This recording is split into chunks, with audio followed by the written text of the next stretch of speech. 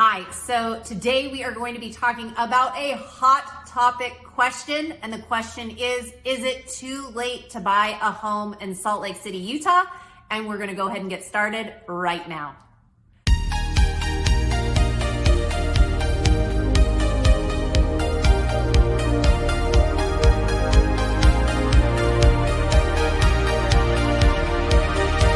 Mariah Koehle here. Welcome back to the channel. So glad you are here. This channel is literally everything you need to know about eating, working, sleeping, playing, and living in Salt Lake City, Utah. If you are interested in that, make sure you subscribe down below so you don't miss a thing.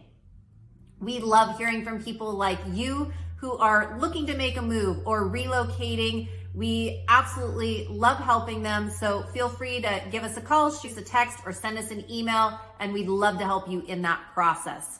So today we're going to be talking about a real hot topic that I love talking about because I have had so many past clients, friends, people that are looking at moving here to Salt Lake City, Utah, but they're going, wait, Mariah, is it too late for me to make a move? Like, has that ship already sailed? Like, do you think I should just keep renting or should I actually buy? Can I afford to buy now? Like, what does that look like?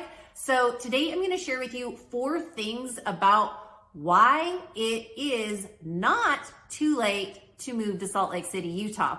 So number 1, and I know people talk about this, but historically interest rates are still low. And I know people go, oh, but they're going up, they're going up. Yes, they have gone up. You're right.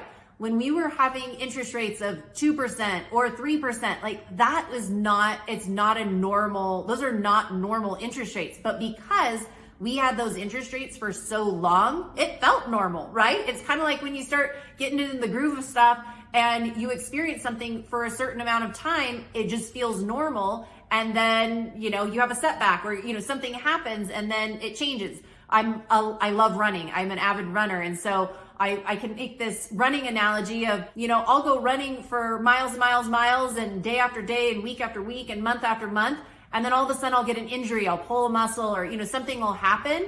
And then I have to take a little step back and I can't run for a little while I heal and recover. Well, the same thing goes for interest rates where people they get used to something and you get in the routine, you get in the habit, you get in the cycle. And we have been so conditioned to have those 2 and 3% interest rates for so long that now people are like, what? 4.5%? Like, are you kidding me? 5%? Like, this is insane. Like, nobody's ever, like, as if people have not experienced this before, which actually really makes me laugh because my husband and I, when we bought our first home years and years and years ago, we had 2 mortgages on our house just to get in. At the time, I was teaching elementary school. He was just a first-year staff accountant. We were kind of just scraping by to try to pool together enough to, to get a home. And I remember at the time, and we felt like we got a steal with the interest rates that we got. Our first was a 7.75 interest rate, and our second was a 5.5%. So if you even start doing the math on that, we were paying a lot of money because we had those 2, but we were just super stoked to get into a house. And with that being said, eventually we were able to refinance, condense that into one, and then over time, equity built up in the house and all those different things. So it ended up being a huge win in the long run. But a lot of times people get scared off by the interest rates because they're saying like, Mariah, I can't afford that house that I was thinking about because the interest rates have gone up so high. But again, just, remembering that actually historically interest rates are still low. I mean, I remember when my parents bought their, house years and years ago too, their first house, I think they had like a 17% interest rate. So again, it's all relative, but historically, interest rates are still low. Number 2, is it too late for me to buy a house in Salt Lake City, Utah? No.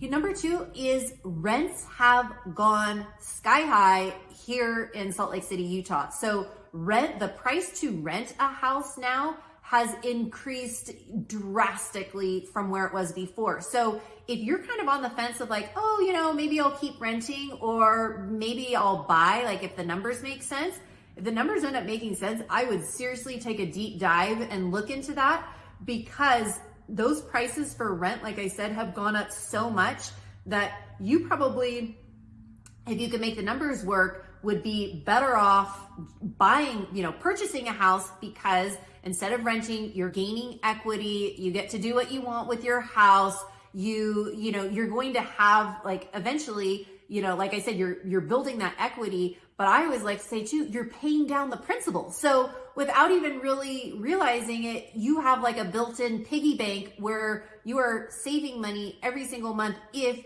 you have, a mortgage that you're able to pay down that principal. So if you're able to pay down that principal, you're not paying somebody else's mortgage by renting. You're able to do what you want. You're gaining equity. There's just a lot of different pros that go along to buying a house instead of renting. So even in the last 2, 3, 4, every year we have seen here in Salt Lake City, Utah, we have seen big increases in the price of value and the equity that people are gaining on their homes. So is it too late for you to buy a house in Salt Lake City, Utah? I almost think it's never too late to buy. And in fact, if you haven't bought, it's time to get in the game, because the longer you sit on the sidelines, the longer you sit on the bench, it's just gonna keep going up. So my thoughts are, yes, now is still a great time to buy, because the house prices are, yes, they're increasing, but interest rates are still historically low. You are not paying somebody else's mortgage by renting. You are gaining equity in your home. And number 4, the one that I have seen too, let's talk about new construction for just a second. So new construction is a fabulous option for many, many, many people to go, especially if they don't need the house tomorrow, right? Let's say, say you're renting, right? And long-term, like, hey, I want to get in this neighborhood. I want to be in this house. I have had so many families that I've worked with that have hopped into new construction. They don't need the house today, but next year, whenever it is, the new construction has been great. And here's some reasons why.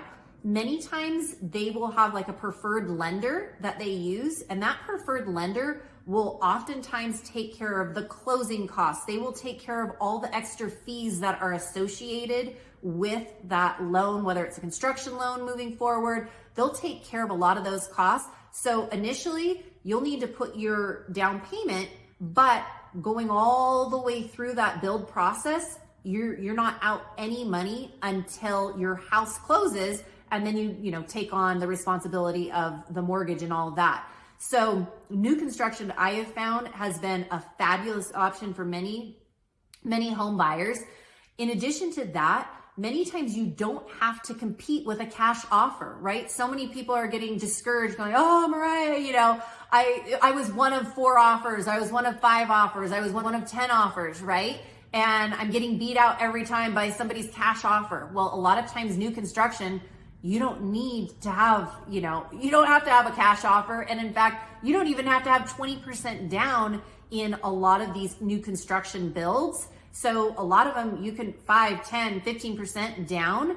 And that whole time too, you are gaining equity before these houses are even built. I have families right now that have gained hundreds of thousands of dollars in equity in a house that isn't even built. And again, it's hypothetical, but you're looking at everything, around those surrounding areas, and the house prices just keep going up. And, their house will be built in 3 months, 4 months, 5 months. And once it's built, they're going to have that instant equity. They didn't have to put down, 20%. Some do, but a lot of them, again, you can use their preferred lenders. And when you're using their preferred lenders, a lot of times they'll take on those associated costs for that. And so I have found personally that new construction's been an awesome option for different people. So again, if you are thinking of making a move, relocating to the Salt Lake City, Utah area, feel free to give me a call, shoot me a text, or send me an email. And I would love to like walk you through some of the steps that I've seen of like, oh, is it too late to, to actually get into the market? It's not too late. And in fact, it's actually a really great time because interest rates still historically low. We've got rent prices on the rise. There are tons of different options with new construction, and we're still building equity in that home that has never been built. And you're still building equity in the home that you have purchased, because if you are paying down principal every single month, you're gaining that. And then as the house increases in value, you are gaining all of that. So those are some of my thoughts. No, I do not think it's too late to get in the game. And if you haven't, please, like I said, feel free to give me a call, shoot me a text, or send me an email.